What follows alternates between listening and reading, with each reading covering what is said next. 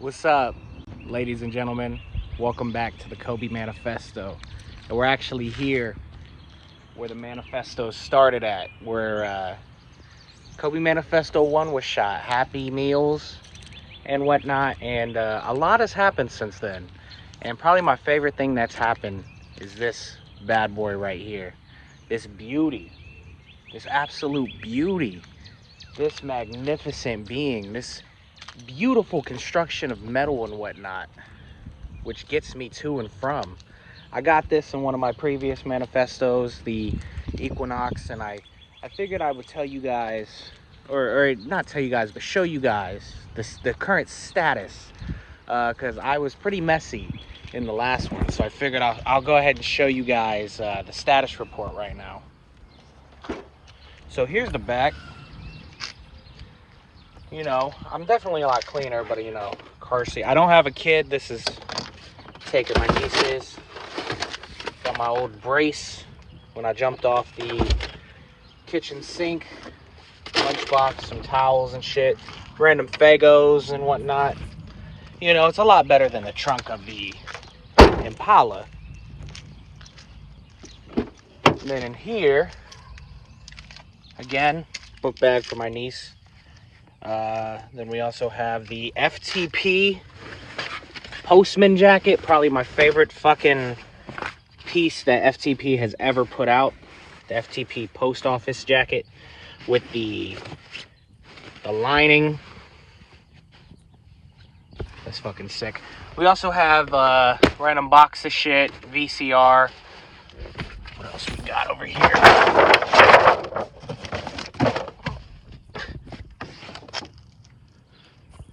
So yeah, and then I guess the last spot to show you guys is going to be the front seat. In the front seat, we just got like a water, pack of backwoods, a bum deal, Rufus Hanna from Bum Fights. We got the FTP Shiesty. And yeah, I mean, there's trash, but I definitely feel a lot better about where I'm at with it than I did in the last car. My fucking backwoods, the resealable thing came off, so right there. So now I can't reseal my backwoods. So I got some stale fucking backwoods to deal with. I mean, they still smoke. That's the thing. They still smoke.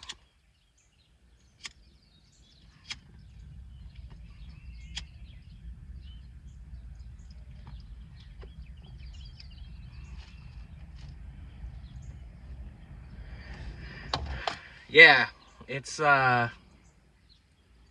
currently Sunday. I want to say it's May 7th, 2023. And I kind of just wanted to make a video where I just get to talk. A lot of these manifestos beforehand, I will lay out what I want to talk about.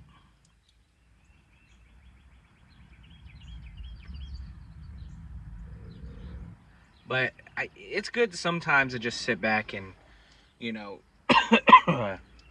kind of chop up the shit, you know what I mean? Or chop it up, rap with y'all. I want to sit back and rap with y'all. And I don't know.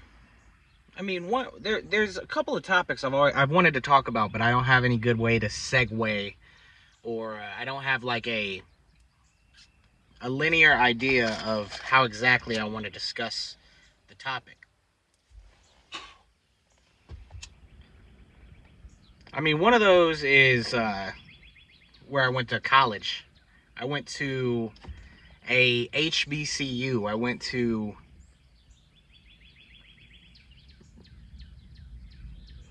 a very expensive HBCU, state school.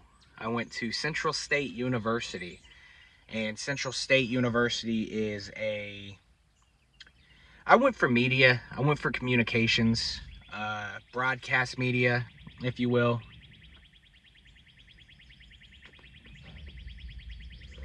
digital media, that sort of shit. And you know, it was funny. I mean, there's a lot of people in your life.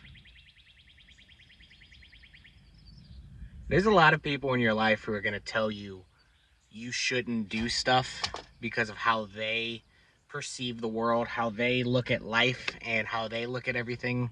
They will tell you that you shouldn't do certain things. And the perfect example of that I have is going to an HBCU.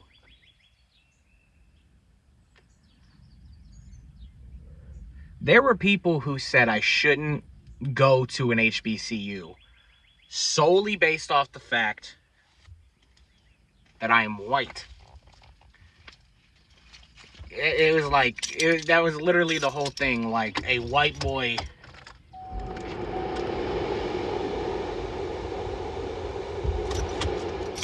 Maybe that'll stop that bird noise.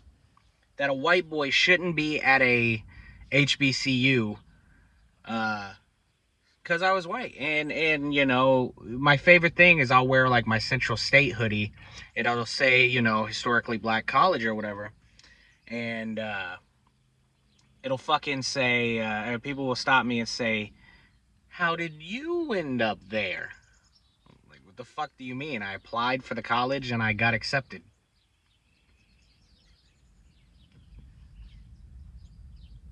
And oh, yeah, they're stale. And you know what? During my time at Central State, there wasn't too many experiences I had where I, as a white boy, didn't like feel part of it. Like there was never a time where I didn't feel welcomed. But sometimes it's hard to not fit in. It's hard to fit in. Like when Letitia Perry comes in to pitch the all black scholarship to the class. So, and I'm sitting there, so I automatically stop listening and I pull out my laptop and I start buying Supreme.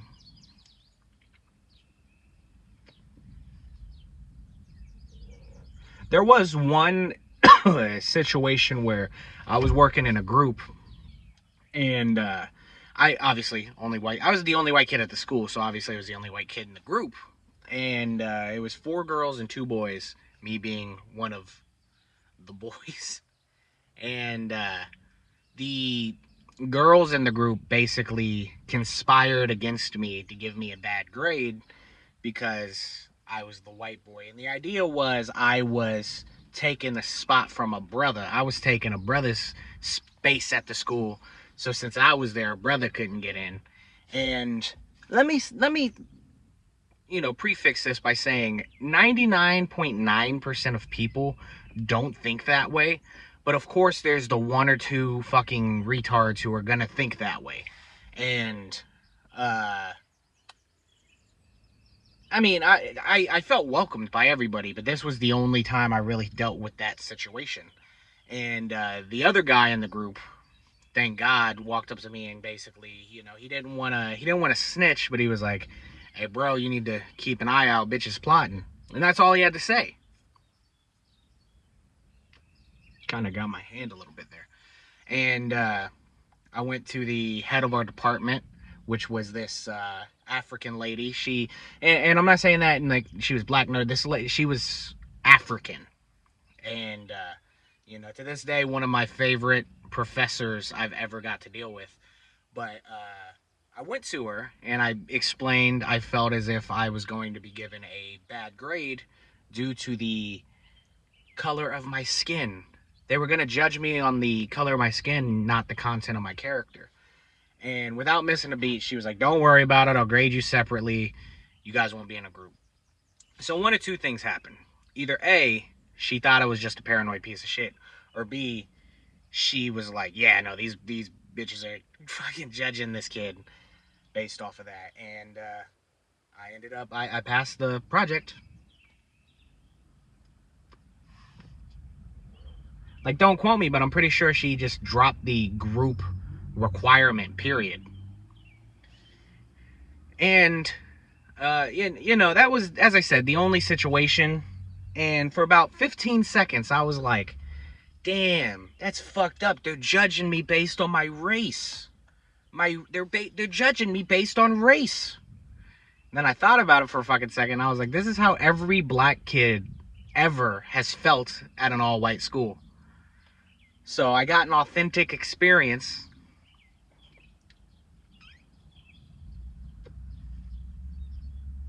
And it was a great school.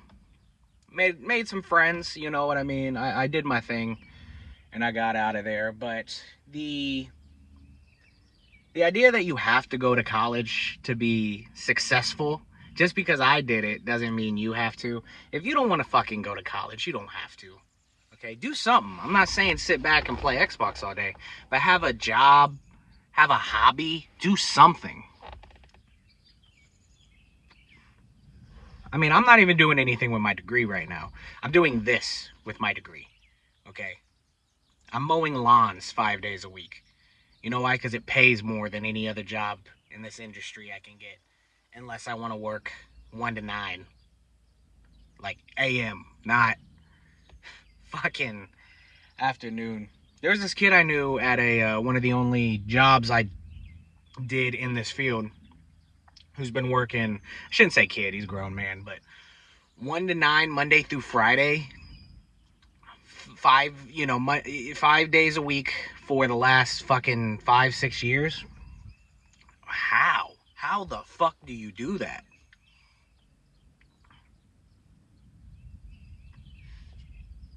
And I had the idea that I was gonna make it.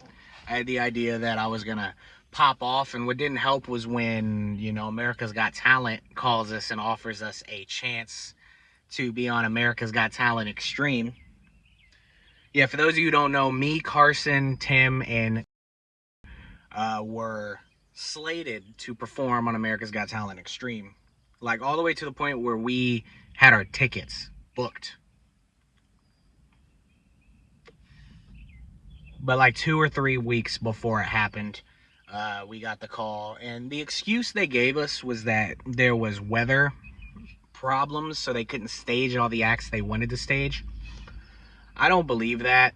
I personally believe that we got removed because of, and some people have reached out about the whole thing. I mean,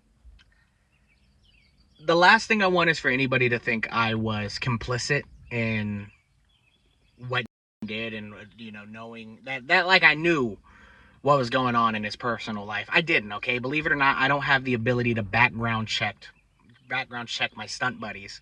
Okay, I don't have the ability to do all that. So when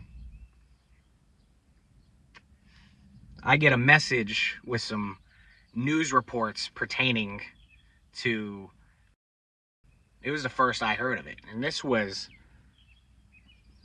after America's Got Talent had already kicked us off. And it fucking sucks because I will never know if that's truly why we got kicked off or not, and it fucking sucks. It fucking sucks. But at the end of the day, I mean, it is what it is. I wish I could have gave my dudes that. I wish me, Tim, Carson, and me, Tim, and Carson, not, but I wish we would have got the fucking chance to perform. But now, NBC probably thinks that all three of us knew what was going on in personal life. We didn't. We fucking didn't.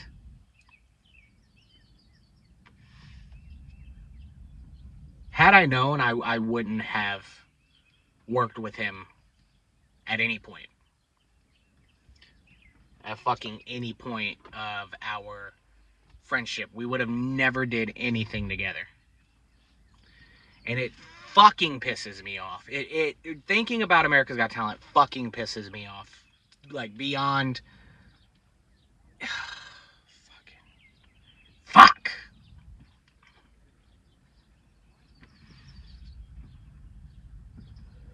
We were gonna perform as the CO2.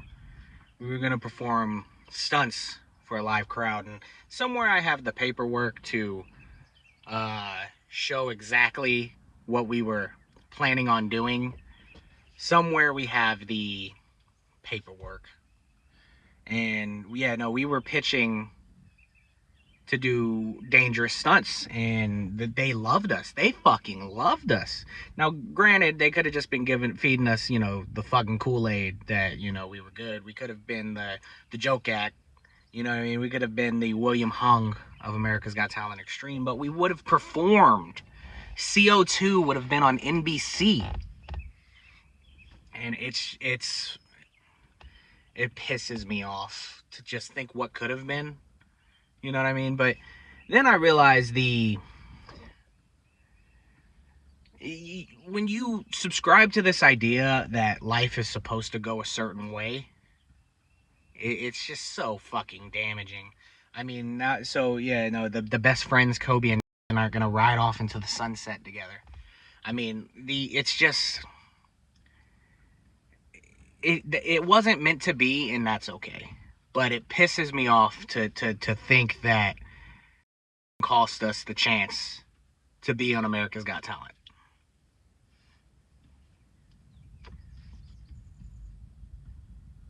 And on top of it, I'm the one who has to call my guys. I have to call Tim.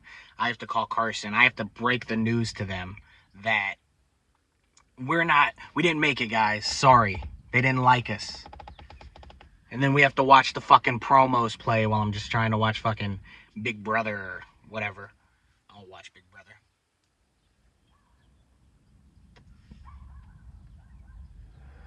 Tim took it pretty good. I mean, Tim is an OG in this television show stuff, okay? Tim knew that it was a possibility. Me and Carson, this was our first time, you know what I mean?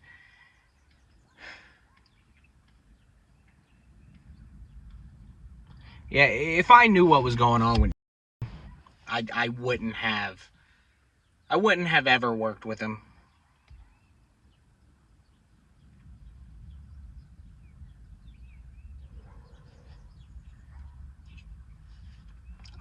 I really just wonder.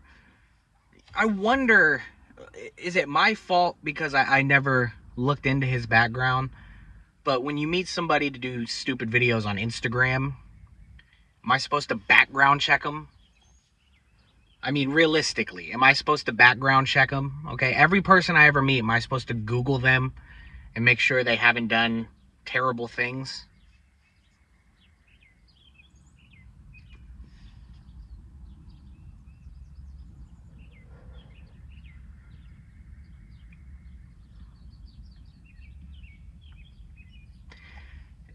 I mean, it's just, it makes me think. There's a lot of stuff that goes into that whole thing, which I might expand on at some point in the future, but don't be shocked if this is the last time you ever hear me say the name.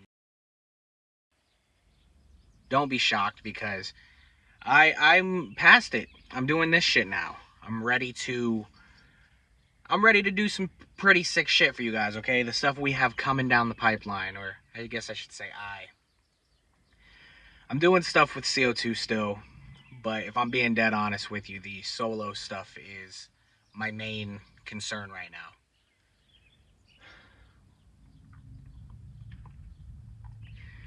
Fuck.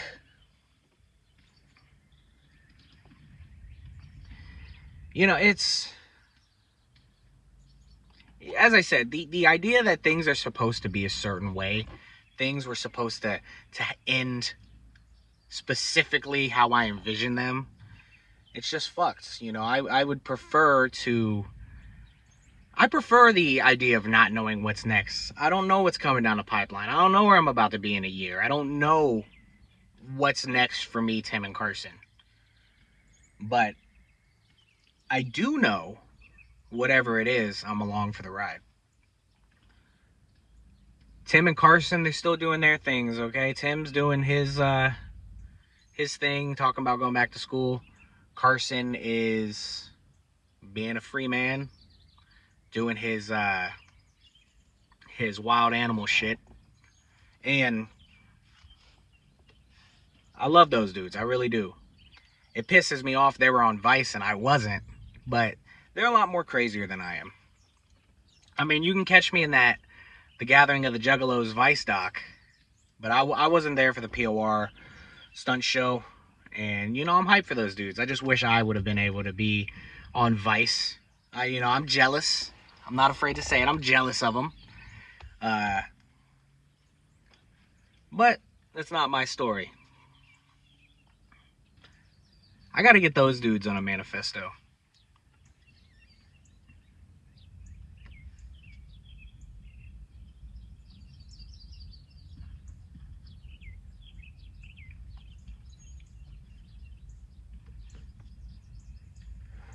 I'll end with this.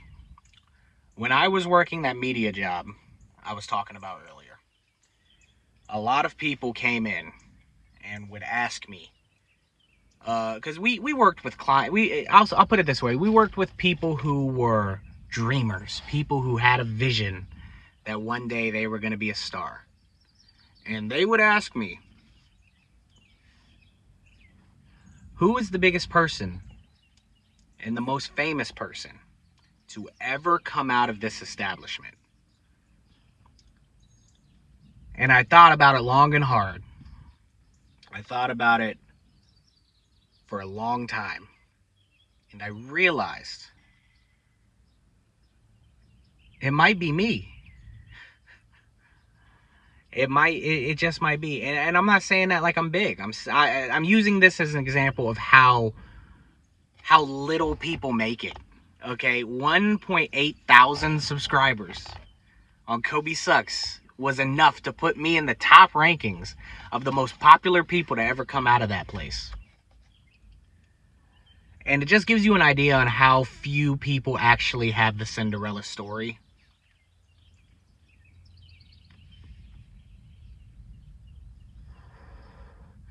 Everybody came in there with this idea that they were going to be a star. They were going to be the next big thing. I had an old man talking to me about his daughter and said, I'm going to make that little girl a star. And my response was, sure you fucking will. So,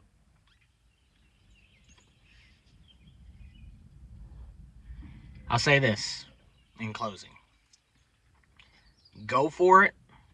Go for the dream. Try to be what you want to be. Try to shoot for the moon. Because even if you miss, you'll land amongst the stars. My fucking English teacher had that poster up in her room. And, I don't know. Yeah, that might be the end of it, guys. That might be all for this manifesto. But I just want to say the pipeline of videos is getting bigger every day. It's still going, okay? You don't know what's coming next in the world of Kobe. You don't know what's going to happen next. And I like it. I like it that way. I prefer to wonder. I don't like having the next chapter of my life planned.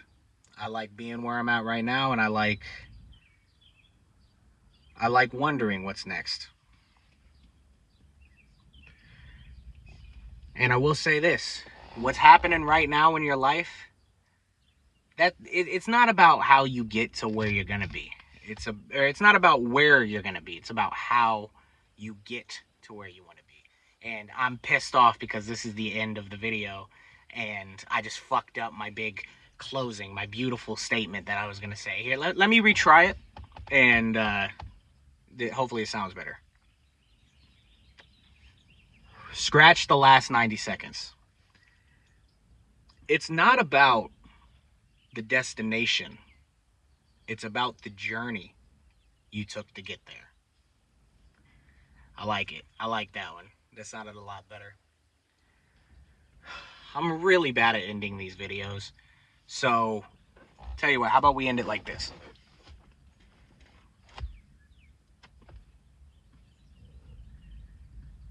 Thank you for watching. And I guess I'll catch you in the next one. Bye for now, everybody.